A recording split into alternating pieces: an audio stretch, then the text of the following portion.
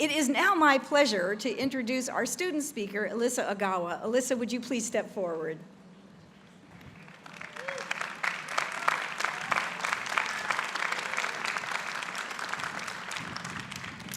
After successfully defending her dissertation in November, Elisa is earning her third degree from UMass Boston, all in exercise and health science, with a 4.0 GPA in her doctoral coursework. Isn't that amazing?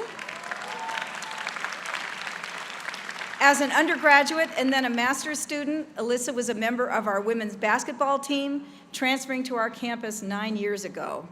She has gone from being the founding president of the EHS Graduate Student Organization to teaching her own course on exercise and aging in our fantastic OLLI program, and to serving as a professor and coach at Quincy College to working at the Boston VA. Elisa started a 2-year postdoctoral fellowship in March that has her doing research and work with older veterans, making sure they stay healthy and mobile. She has published 7 peer-reviewed research papers and has several other papers that are under review or preparation. That is an incredible record. When her postdoctoral fellowship ends, Elisa sees herself as working at a medical center where she can do research as well as clinical work or teaching while doing research. Please join me in welcoming and celebrating our student speaker and triple beacon, Elisa Ogawa.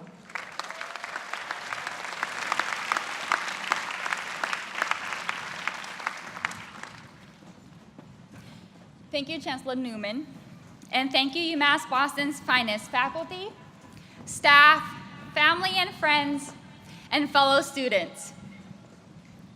I am ecstatic to be delivering these remarks at my third and my final UMass Boston commencement. I have spent most of my past 9 years on this beautiful, transforming campus.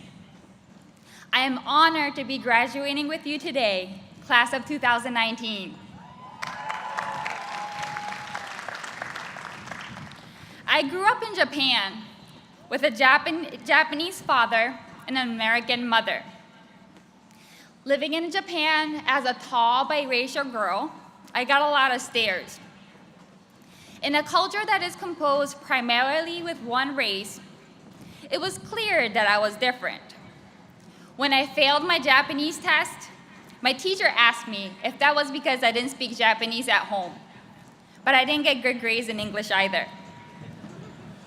What I loved and was really good at in school was PE.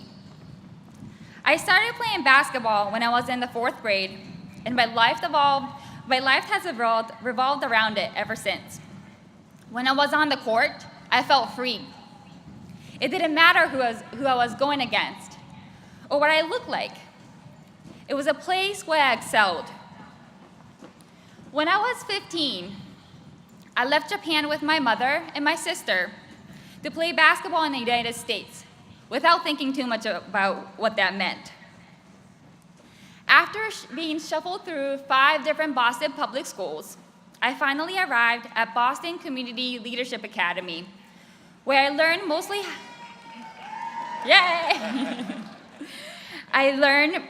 how to read and write English. During our senior year, we were all talking about colleges. I remember thinking that college seemed like a place where adults acquired debt.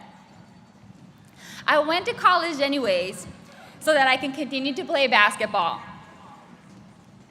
As many of you experienced, my first college didn't work out so well. I attended a school in Oklahoma, and during my winter break, I was shooting hoops in a community center in Roxbury and met Coach Charlie Titus. Coach Titus asked me if I wanted to come back to Boston, specifically to UMass Boston, and the rest is history. So many faculty and staff at UMass Boston nurtured me and facilitated my development on so many levels. When I first got to UMass, I had all my money stuffed underneath my mattress. Coach Mattingly drove me to Citizen Bank and helped me open my first bank account. My coaches drove me to various jobs after practices and games so that I could continue to play while attending school. I always felt like I belonged here and I loved being on campus. While playing for a women's basketball team, I had the privilege to serve as a captain for a couple of years, and I loved every moment of it. During my senior year, I got injured, and I redshirted, meaning I get an extra year of eligibility to play basketball. At the same time, my department, Exercise and Health Sciences, opened up their doors for the master's program. Oh, I thought to myself, this is perfect. I can play another year of basketball while getting a master's degree. Yes, I got a master's degree so that I can play another year of basketball.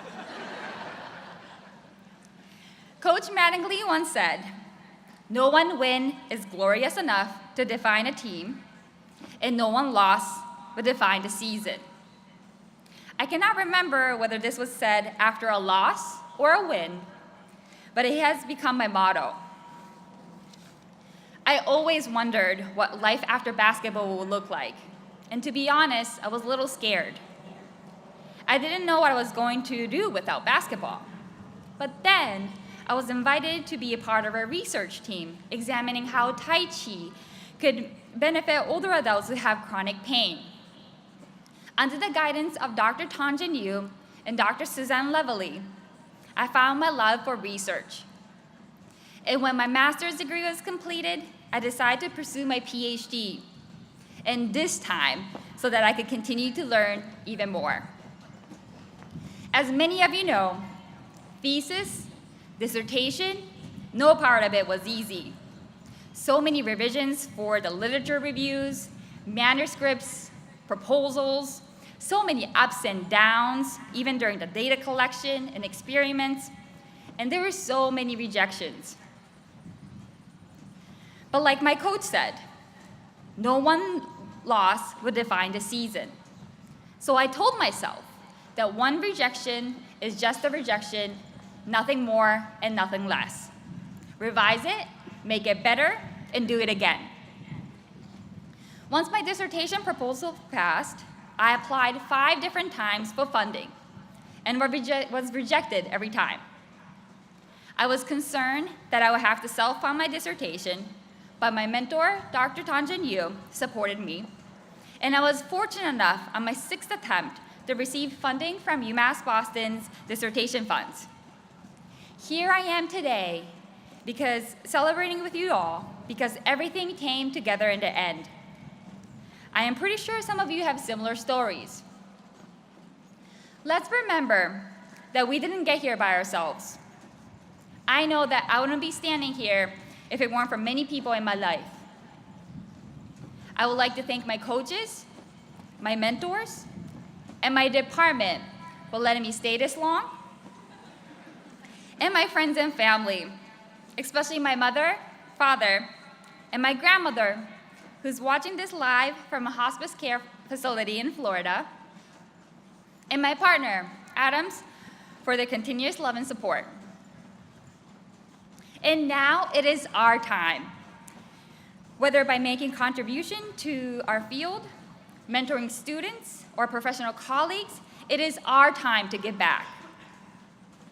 At different point in my life, I wanted to be an athlete, a massage therapist, basketball coach, athletic trainer, YMCA fitness instructor, and now a researcher. I've learned to stay open to new possibilities and never be crushed by one rejection or many rejections. If we follow our passion, things will work out in the end, even though the outcome might be not something we planned. For all of us, today is a victory, but it's just the beginning. No one win is glorious enough to define who we are. But as we gather together today, we can celebrate our journeys and congratulate ourselves and each other for our job well done. And so we've all been sitting here for a while, and we know that sitting too long isn't good for you. I would like you to stand up if you're able. Graduate students, stand up, look towards your friends, family, faculty, and staff, And let's show them appreciation for sharing with us our accomplishments.